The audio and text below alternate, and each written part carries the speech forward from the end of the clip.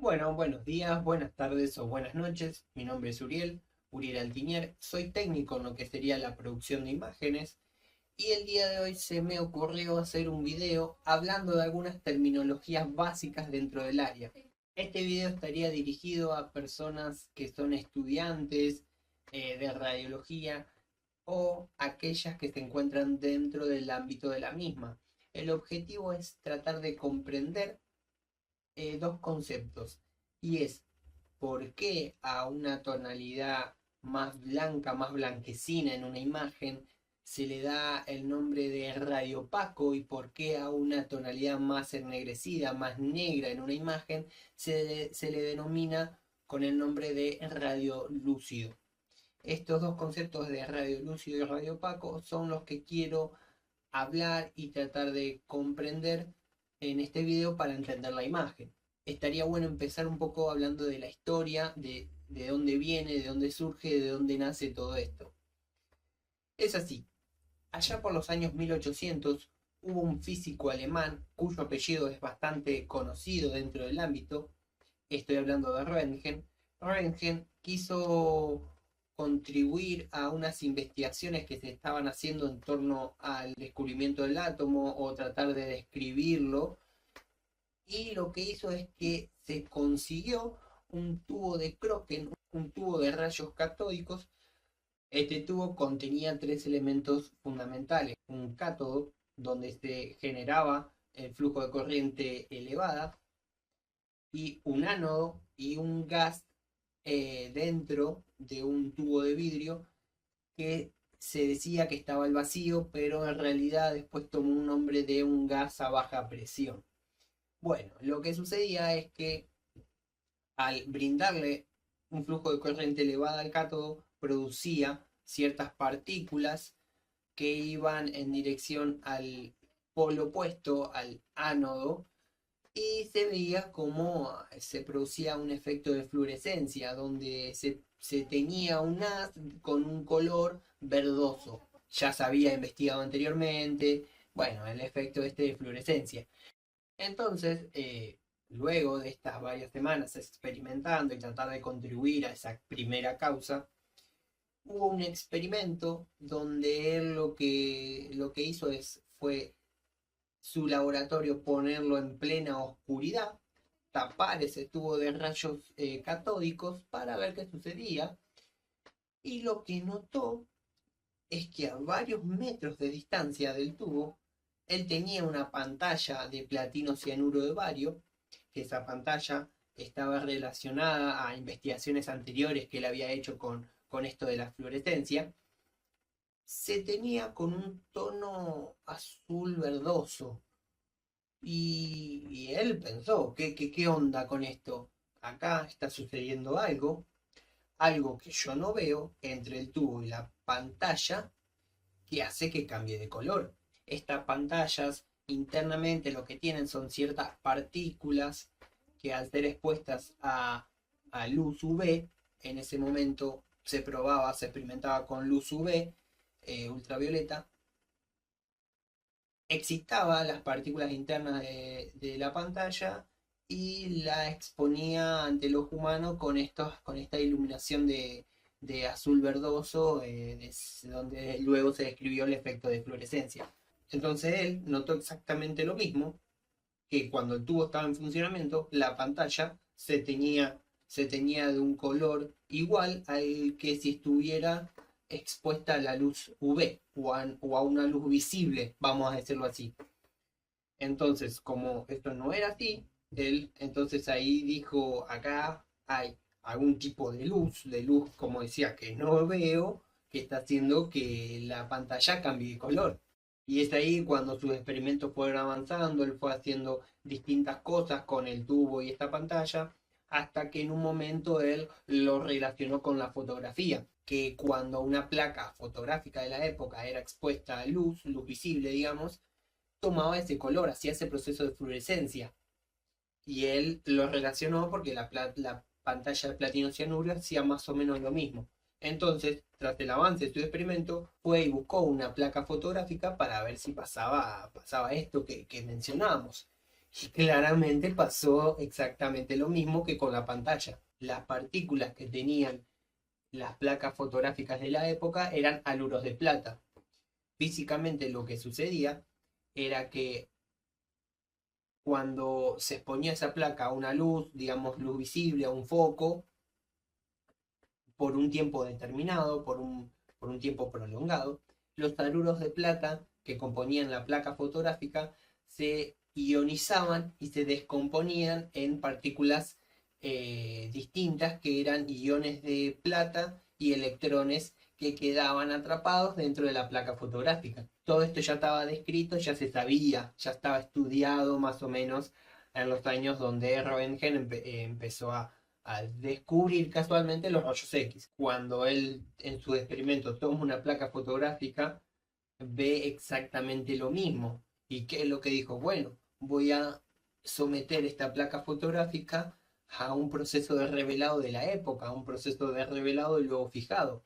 Porque ¿qué es lo que sucedía cuando una placa fotográfica se exponía a la luz por un tiempo prolongado? Se creaba una imagen latente que no era visible, pero luego tras el proceso de revelado y fijado se obtenía el negativo de esa imagen, donde ya sí se podían ver colores que eran blancos y negros, y estos colores, tanto como negros y blancos que se plasmaban en la placa fotográfica, se debían a un proceso físico que pasaba en la placa cuando era sometida a estos químicos de revelado y fijado.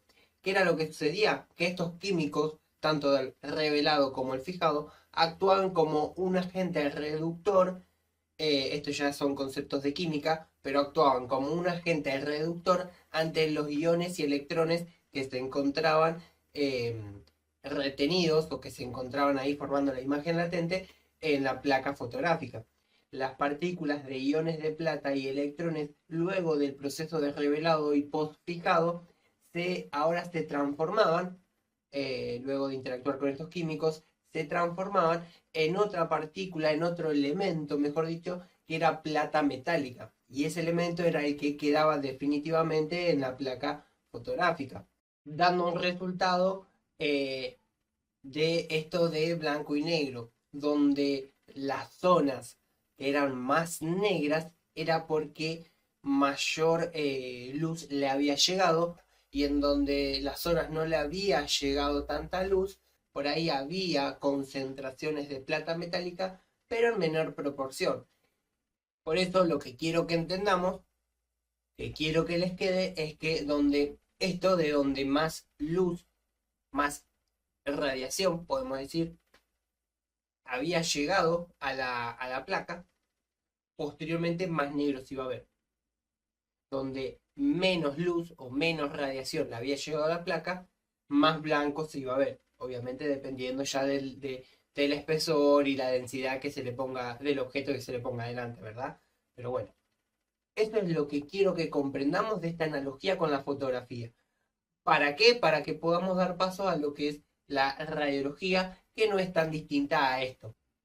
Y bueno, una vez entendido esto, de haciendo la analogía con la fotografía, quiero que el punto lo pongamos a modo didáctico en el objeto que interpongamos entre el tubo y la placa fotográfica. Posteriormente detector, ¿verdad? Bueno, eh, y es que cuánto opaca, cuánto dificulta el pasaje de radiación ese objeto, que va a depender de su densidad y su espesor.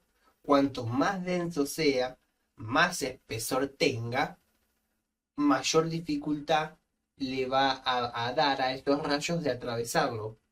Por lo tanto, si la radiación que se les puso salió con una energía determinada del tubo, pasa por el objeto y llega con otra energía determinada que va a ser menor a la de salida. Eso quiere decir que el objeto dificultó, opacó el pasaje de los rayos X. Tomando como ejemplo a una estructura ósea, vamos a poner un hueso. Un hueso es ultramente denso en comparación de otras estructuras, como son el aire, el músculo o el líquido. El hueso es muy denso, diría que lo más denso del cuerpo humano. por lo tanto va a dificultar o va a opacar la llegada de los rayos X que se le emita hacia la placa. Va a llegar, pero en menor intensidad. Por lo tanto, se dice que ese objeto es radiopaco. Dificulta la llegada de los rayos. Hablando ahora de lo digital, hoy en día los detectores cuentan todo por detrás con un sistema electrónico, con una complejidad matemática, porque hay todo un proceso matemático, que bueno, no viene al caso, pero lo voy a hacer de forma didáctica. En la superficie del detector, eh, hagamos de cuenta que se encuentran distintos pedacitos de detector en fila y en columnas. ¿Cómo funciona? Es que en cada pedacito de detector llega una radiación determinada que va a tener una energía determinada, alta, media o baja, digamos, para ponerlo así a modo didáctico, donde si en este pedacito llegó una intensidad de radiación alta, lo que se genera detrás del resultado, luego todo ese proceso matemático y el funcionamiento del circuito electrónico, es un pulso de corriente eléctrica que va a estar relacionado a la energía que llegó de radiación. Si la energía de radiación que llegó fue alto, se genera un pulso de radiación alto. Si llega una radiación media, se va a generar un pulso de corriente medio.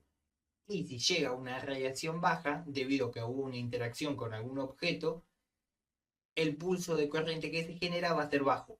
Y de ahí se arma una tabla de valores, donde se dice que a porcentajes altos de radiación se le asignan pulsos de corrientes altos, se van a generar pulsos de corrientes altos, que esos pulsos de corrientes altos se le asignan colores.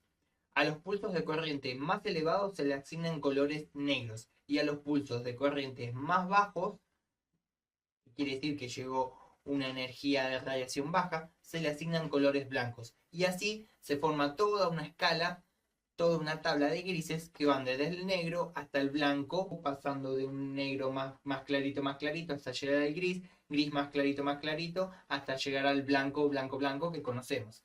Y así se conformaría la imagen final en lo que sería esto del detector, que sería relacionado a lo digital.